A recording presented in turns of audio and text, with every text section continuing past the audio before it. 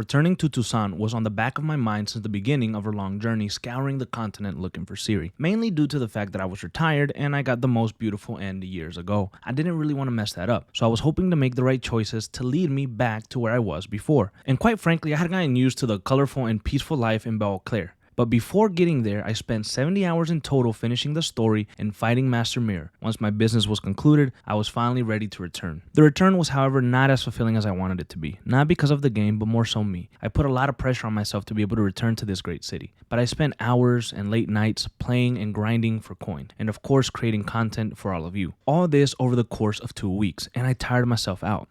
And to be honest, Blood and Wine is a masterpiece and something you'll likely never see again. A DLC that could be a sequel for $15.99? No sir, you're not getting that today. You may be able to buy an old retro game for that price and a common one at that. The reason that I mentioned this is because if you plan to play Blood and Wine, you need to understand there is about 15 hours of the main story. And if you want to complete everything, you're likely to spend anywhere between 40 and 50 hours depending on your playstyle. Now getting into the point of this video and the closing of our journey as Geralt and our revisiting of The Witcher 3. Getting to Toussaint is like entering a tale from Disney. The view of the castle, the guards, the way people speak, how vibrant and colorful it is, and of course, the Duchess. But under all the color and happiness, there is darkness in Blood and Wine. It's a tale of murder and mystery, a tale of forgotten lovers and manipulation. You have been called by the Duchess herself to solve the killings of her former knights. What you find is mutilated bodies that have been gruesomely murdered. You have to find this murderer dubbed the Beast before he continues his killing spree. You learn he means to strike again soon, and you end up having a small encounter with the Beast, who we would discover is Dettclaff, a higher vampire that is very angry and dangerous.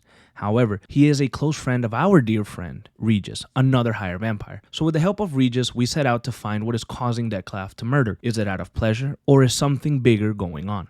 Now with the story set, you can decide to pursue it or set out to explore a little bit, because Toussaint is vast and many new armor diagrams have been laid out and new weapons as well. But you'll need lots of money because Toussaint is like the United States right now. It's expensive as hell. Every dye you want, expensive. Oh, you want to craft some armor? Expensive. Oh, you like that sword? Yeah, expensive. And that's no mention of our villa and how we want to remodel it. Didn't I mention the villa? Well, part of our reward for stopping this beast is an old villa used as a morgue, a very classy gift from Her Grace, the Duchess. All in all, it's big and has potential, but to renovate everything, you'll be looking to spend a total of about 14,000 coin.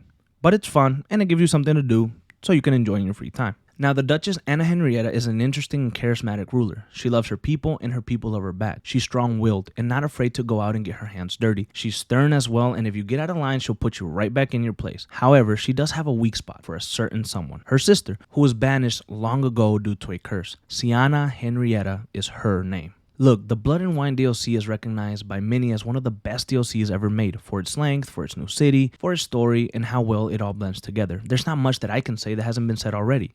But going through the journey and knowing that this is Geralt's last stop, his last adventure, it's beautiful. And it makes it that much more meaningful as you explore and you enjoy, because you know that these are his last tales. It's saying goodbye to a wonderful, deep, and one-of-a-kind character. And once again, the choices you make lead you down a road. What happens is in your hand. Who lives, who dies, who you meet, who you don't. The game is rich with choice. It's just more of what made this already a great game. And depending on who you are, the ending may feel satisfying or morbid. For me, it was the latter. Not once, but twice did I get the ending I didn't want. I don't want to go into detail, but if you've played, you can imagine what I'm talking about. And backtracking a little bit, an important choice comes at a point in the story.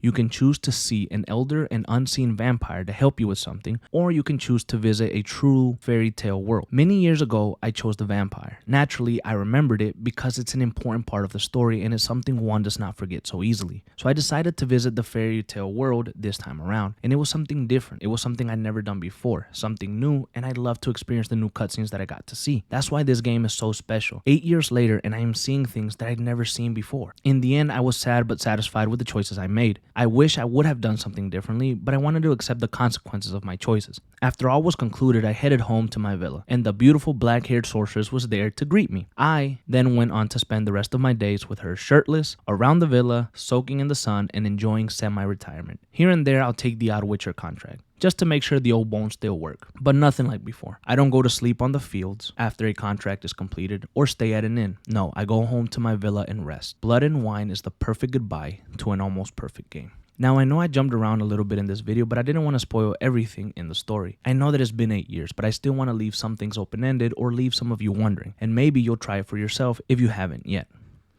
I really just want to say thank you.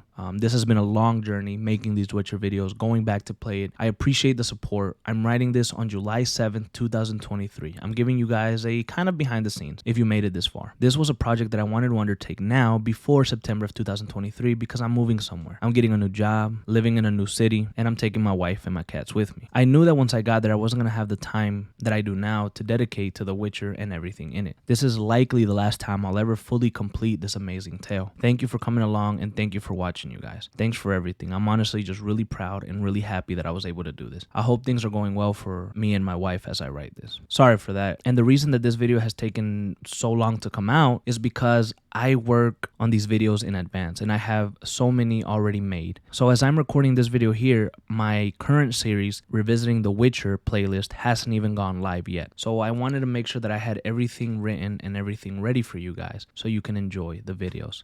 But enough of that. Expect a couple more Witcher videos out after this particular video. I think I have a little bit more left in the tank. Thank you, and I'll see you in the next video.